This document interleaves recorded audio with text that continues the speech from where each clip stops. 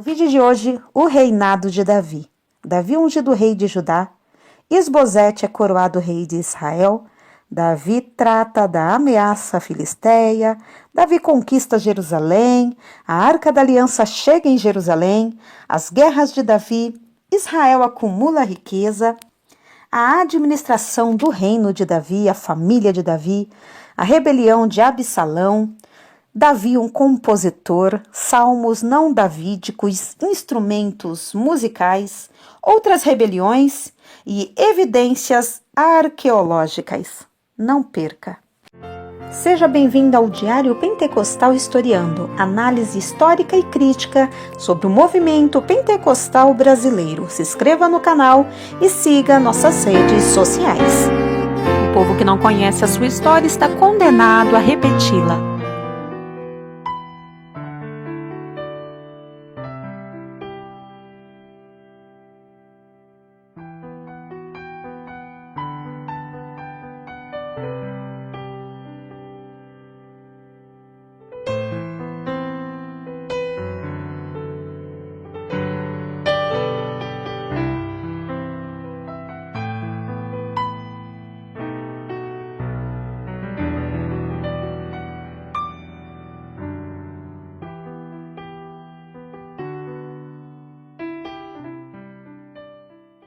Davi ficou arrasado com a notícia da morte do rei Saul e de seu filho Jonatas no monte Gilboa.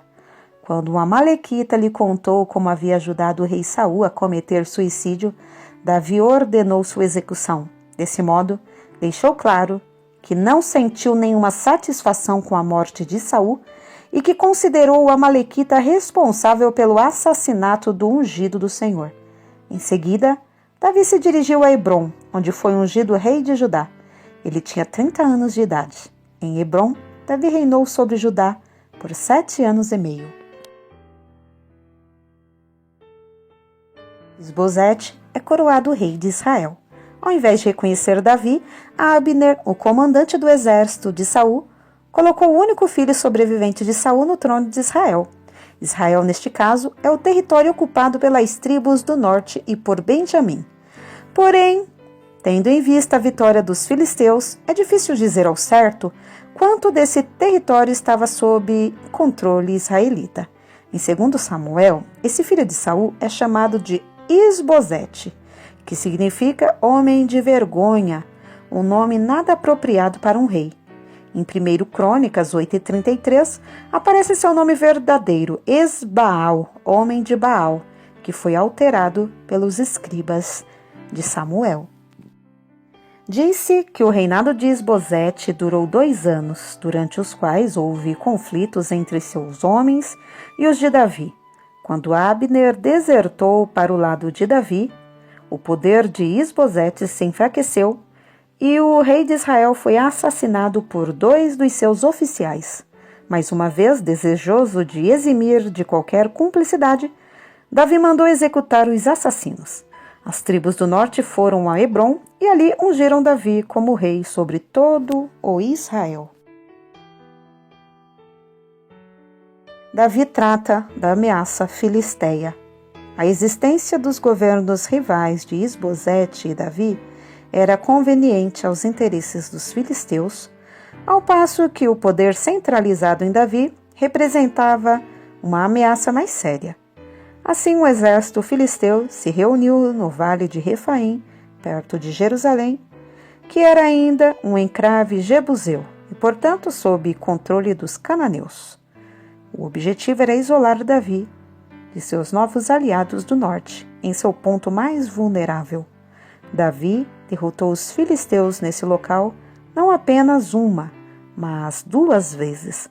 Depois da segunda vitória, feriu os filisteus desde Gibeão até Gezer, pondo fim ao seu domínio sobre Israel. Davi conquista Jerusalém. O encrave jebuseu, chamado posteriormente Jerusalém, dividiu o território de Davi em 2 partes, Israel ao norte e Judá ao sul.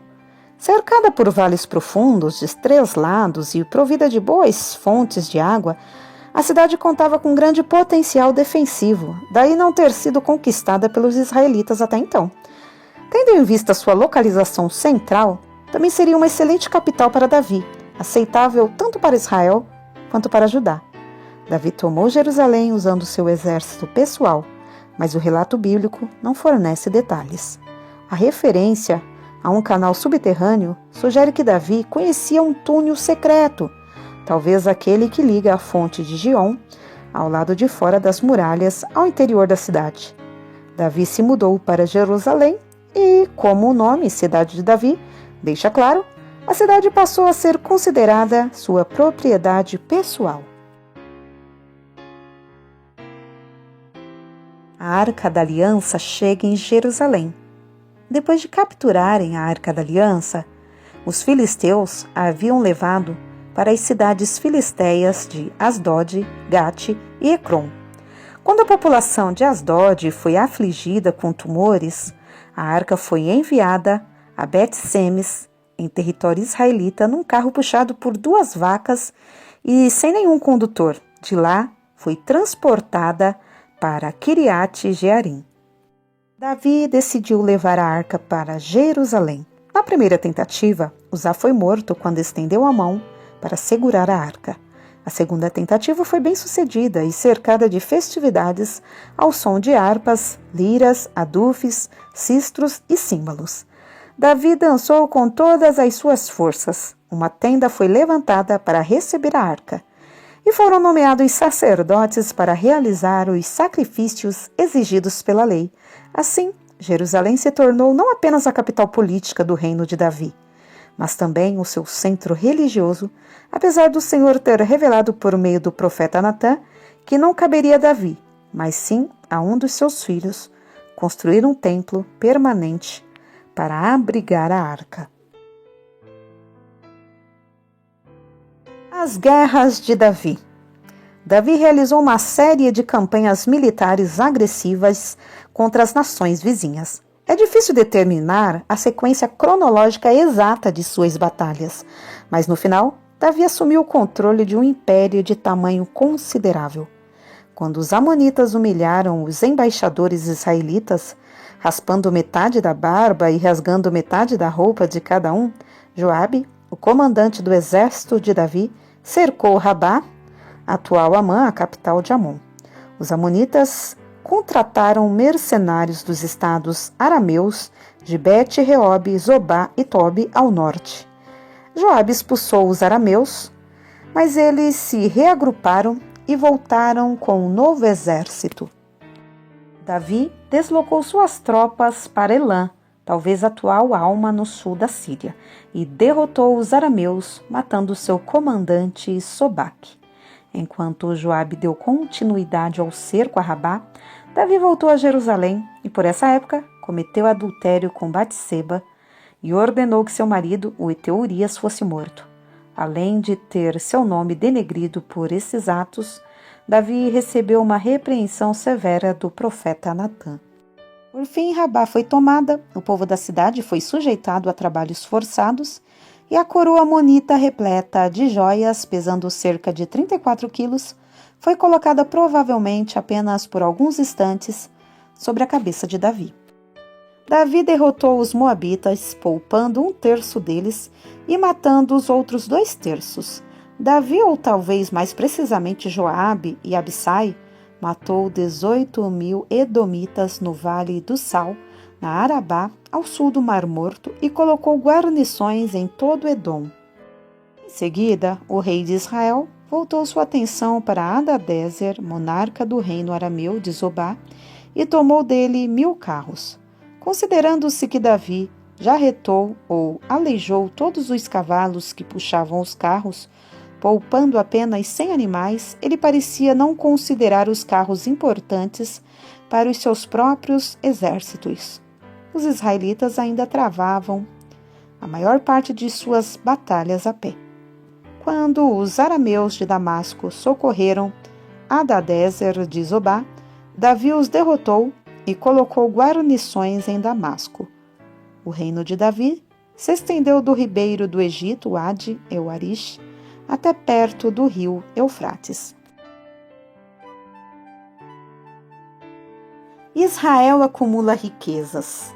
Davi tomou como espólio de Hadadezer escudos de ouro e uma quantidade de bronze. Toi, o rei arameu de Amate, certamente ficou satisfeito com a derrota de Zobá e, ansioso para firmar uma relação amigável com Davi, enviou seu filho Jorão a fim de parabenizá-lo e presenteá-lo com ouro, prata e bronze. Talmai, o rei arameu de Gesur, deu a mão de sua filha Maaca em casamento a Davi. Irão, o rei da cidade costeira fenícia de Tiro, também considerou importante manter relações amigáveis com Davi, e além de toras de cedro, enviou carpinteiros e canteiros que construíram um palácio para Davi em Jerusalém. Os últimos anos de Davi. A administração do reino de Davi. Sabe-se pouco sobre as práticas administrativas adotadas por Davi durante os seus 40 anos de reinado. Foi durante seu governo que surgiu o oficial encarregado de trabalhos forçados, imposto a cananeus e estrangeiros conquistados, mas não a israelitas. O censo de Davi, que suscitou a ira do profeta Gade, provavelmente foi realizado em preparação para uma reorganização fiscal abrangente e talvez visando o recrutamento militar. Por ironia, Davi teve grande dificuldade de controlar não o seu reino, mas sim a sua própria família, que lhe causou vários problemas nos seus últimos anos. A família de Davi. Do ponto de vista do autor do livro de Samuel, os conflitos internos e conduta sexual inapropriada na família real foram castigos divinos pelo adultério de Davi com Batseba e pela ordem do rei para assassinar Urias, o heteu marido de Batseba. Quando subiu ao trono, Davi tinha 2 esposas. Tomou para si mais 4 esposas durante seu reinado de 7 anos e meio em Hebrom e várias outras esposas e concubinas durante o reinado em Jerusalém. A rebelião de Absalão. 2 filhos de Davi desencadearam uma sequência trágica de acontecimentos que levaram o rei a perder seu trono temporariamente. O filho mais velho se apaixonou por sua meia-irmã Tamar. Fingindo estar doente, Amnon pediu para Tamar lhe preparar e servir pão enquanto os 2 estavam sozinhos no quarto dele, e usou essa ocasião para estuprá-la. 2 anos depois, Absalão, o irmão de Tamar, por parte de pai e mãe, assassinou Amnon e fugiu para a casa da família da mãe em Gesur, a leste do lago da Galileia. 3 anos depois, Absalão foi trazido de volta a Jerusalém, onde obteve apoio do povo, demonstrando empatia por seus problemas e ouvindo suas queixas. Dirigiu-se então a Hebrom, onde se proclamou rei. Ao receber a notícia do golpe de Absalão, Davi, então, com pouco mais de 60 anos, fugiu imediatamente para Jerusalém, dirigindo-se a Maanaim, do outro lado do Jordão. Absalão entrou em Jerusalém e coabitou com as concubinas de seu pai à vista de todo o povo. Com esse gesto, o príncipe cumpriu a profecia de Natã e arrogou o poder real. Absalão perseguiu Davi do outro lado do Jordão e lutou contra ele no bosque de Efraim. O exército de Davi foi vitorioso e Absalão, que estava montado em sua mula, acabou pendurado de um carvalho preso aos galhos da árvore pelos seus longos cabelos. Joabe, o comandante do exército de Davi, contrariou as ordens expressas de Davi e cravou 3 dardos no coração de Absalão, enquanto este ainda se encontrava pendurado na árvore. Depois da morte de seu líder, a rebelião se desintegrou. Outras rebeliões. Davi ficou abalado com a notícia da morte de Absalão e desejou ter morrido no lugar do filho. Por fim, o rei voltou a Jerusalém sob aclamação popular, porém não universal. Outra rebelião, desta vez liderada por um benjamita chamado Seba, também foi frustrada quando os habitantes de Abel Bet Maaca, no extremo norte do reino, lançaram a cabeça de Seba para fora das muralhas de sua cidade sitiada. Ao que parece, Davi tinha prometido a Batseba que seu filho Salomão seria o seu sucessor do trono. Vendo seu pai envelhecer e enfraquecer, Adonias, o mais velho dos filhos sobreviventes do rei, tentou tomar o trono. Além de conquistar popularidade, Adonias também recebeu o apoio de Joabe, o comandante do exército de Davi. Quando o profeta Natã informou Davi que Adonias havia se proclamado rei durante uma grande festa em Enrogel, nos arredores de Jerusalém, Davi se viu obrigado a tomar uma atitude e ordenou que Salomão fosse proclamado rei. O sacerdote Zadok e o profeta Natã ungiram Salomão junto à fonte de Giom. A tentativa de Adonias de se tornar rei falhou e Salomão subiu ao trono. Davi faleceu aos 70 anos de idade, depois de reinar durante 40 anos. Evidências arqueológicas. Uma vez que Davi não é mencionado em nenhuma inscrição da época, há quem o considere uma figura fictícia. No entanto, em julho de 1993, uma estela de basalto incompleta foi encontrada em Tel Alcade, antiga Dan, no norte de Israel. A estela contém inscrições em aramaico e foi erigida por um rei arameu, provavelmente Azael de Damasco, de 843 a 796 a.C. Sua fama se deve principalmente à menção da Casa de Davi, sendo que o termo casa se refere a uma dinastia ou a um estado fundado por, e também era usado por várias outras nações no Antigo Oriente Próximo. Assim, cerca de 130 anos depois de sua morte, Davi já era considerado inequivocamente uma figura histórica.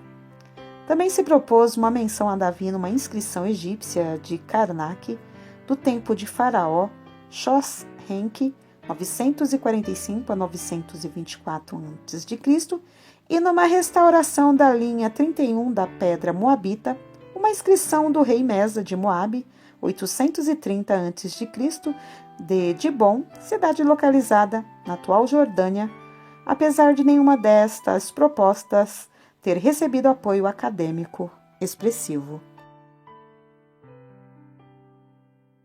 Salmos. Um compositor. Davi era um arpista conhecido desde sua juventude. Aliás, foi por isso que o chamaram para servir ao rei Saul. Várias de suas composições foram preservadas nos livros históricos do Antigo Testamento, mas 73 salmos atribuídos a ele se encontram registrados no livro de Salmos. Alguns argumentam que o termo de Davi significa sobre Davi ou dedicado a Davi e não escrito por Davi. Não podemos ser categóricos, mas informações adicionais apresentadas em alguns títulos dos Salmos se encaixam no contexto da vida de Davi, descrita nos livros históricos. Escritores bíblicos posteriormente relembraram as aptidões para a música de adoração e sua habilidade para compor, tocar e inventar instrumentos musicais. Salmos não davídicos. Muitos salmos não possuem título e, portanto, não podem ser datados. Em alguns casos, porém, o contexto histórico é bastante claro, como no Salmo 137, que descreve o sofrimento dos judeus durante o exílio na Babilônia. Instrumentos musicais. É evidente que os salmos foram escritos para serem cantados. Não conhecemos as melodias, mas sabemos o nome de algumas delas. Não há como precisar a forma dos instrumentos musicais criados por Davi. Felizmente, porém, encontramos várias representações de músicos de diversas partes do Antigo Oriente Próximo. Muito raramente, descobre-se algum instrumento musical, como a lira encontrada no cemitério real em Ur, 2500 a.C. No entanto, o trabalho de reconstrução desses instrumentos antigos permanece conjetural, especialmente no que se refere aos detalhes.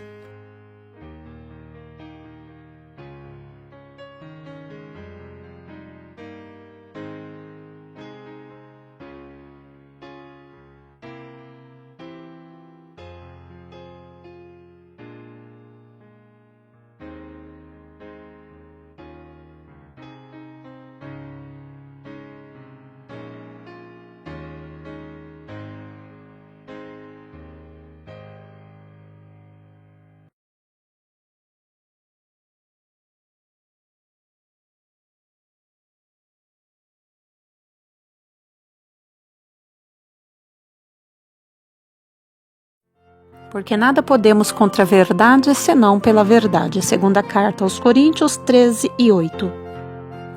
Se você gostou do conteúdo deste vídeo, se inscreva no canal, deixe o seu joinha, compartilhe e ative o sininho para receber do YouTube as notificações dos novos vídeos.